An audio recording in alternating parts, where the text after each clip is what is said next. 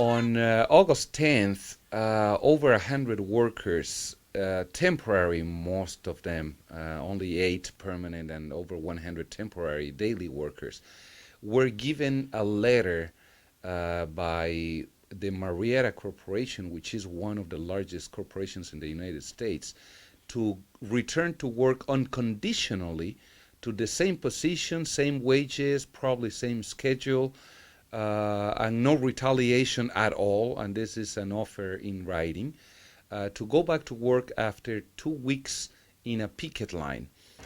This is a soap mixer plant in South Chicago, border with Dalton, where the workers walked out on a strike despite the fact that they didn't have a labor union and they didn't have a contract. So I guess technically more than a strike, it would be a protest picket line.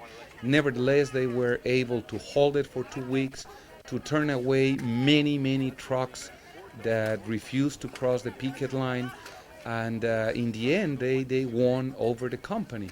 And the basic demand, it was not wages, it was not insurance, nothing. It was just to be able to come back to work.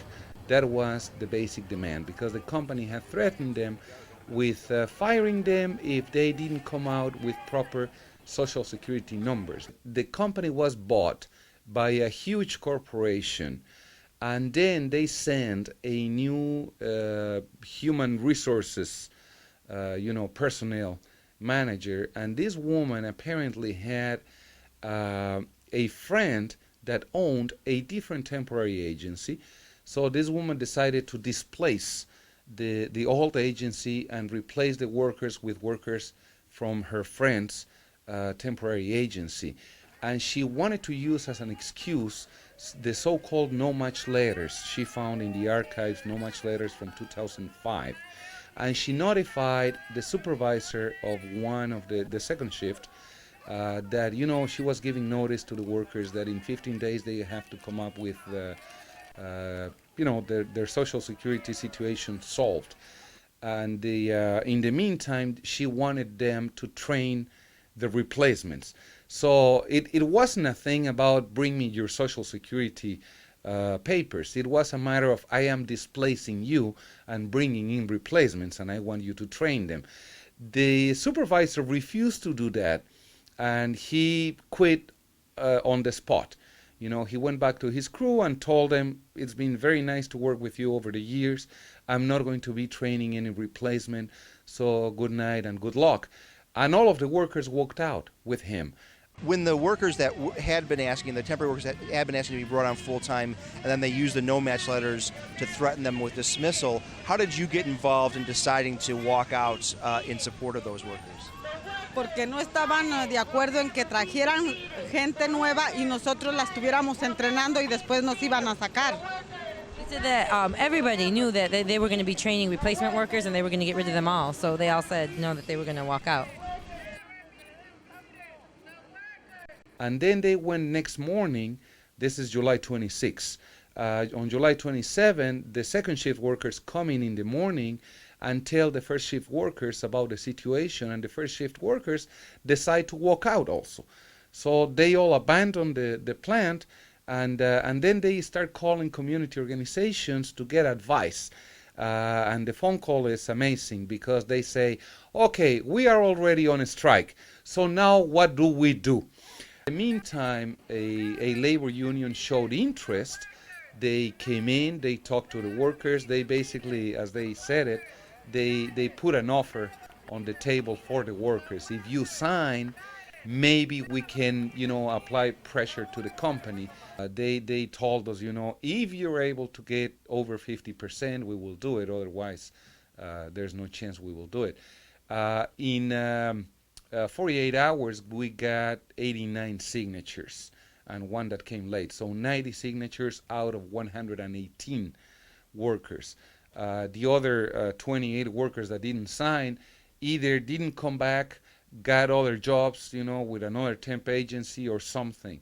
You know, when you first walked out of the plant last Thursday, you guys weren't members of a union, but since then, I guess there is a union that's come out to talk with you guys, and all of you guys have now signed up as union members. Is that correct? What union is that? IAM. That's the union we have now. International Association of Machinists. Okay, and so you guys are all joined as a group now, and a local here of the IAM. Yes. And have they been out here helping you too in terms of the pickets and so on? Yes, they've been helping us a lot. In the meantime, we organize a lot of solidarity for the workers. From water bottles to chairs and umbrellas and signs and whatnot. And we held a fundraiser for them. We were able to raise almost $1,200 for the strikers, which is not a lot of money to sustain a picket line, but it's money to feed them at least a little bit in the picket line and stuff like that. The company sat down with a delegation elected by the workers, a committee of 6 people. They spent 5 hours negotiating. The company offered their jobs back to the permanent workers, and they said they committed to get rid of the new temp agency, to get rid of the human resources director. She was suspended at a time. We now know that she was fired. Big time fired. She's the scapegoat of this whole story, and that they would rehire the old temp agency, so everybody should be able to come back to work.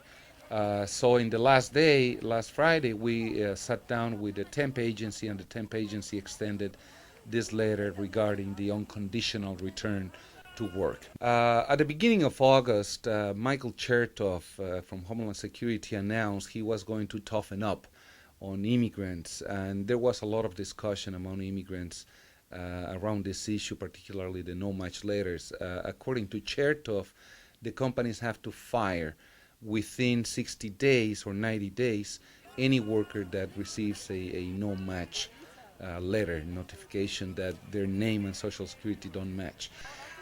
This particular group of workers were trained in the marches in the immigration movement. In 2006, they requested permission from the company to miss work to go to the demonstration. The company refused. They went to the demonstration nevertheless. They did the same thing on May Day 2007. So they were hyped up by the immigration movement.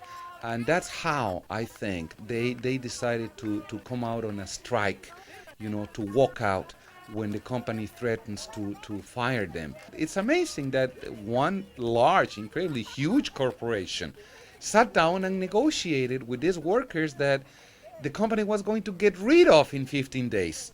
So instead, in 15 days, the company sat down to work with them a solution. According to the Tribune, they were losing at least 30% production. And that's large for any company. 30% is a big chunk. And that's what they said to the Chicago Tribune. I think they were losing over 50% production. So that's a big lesson. Strike first, do a preemptive strike, and negotiate later on your terms.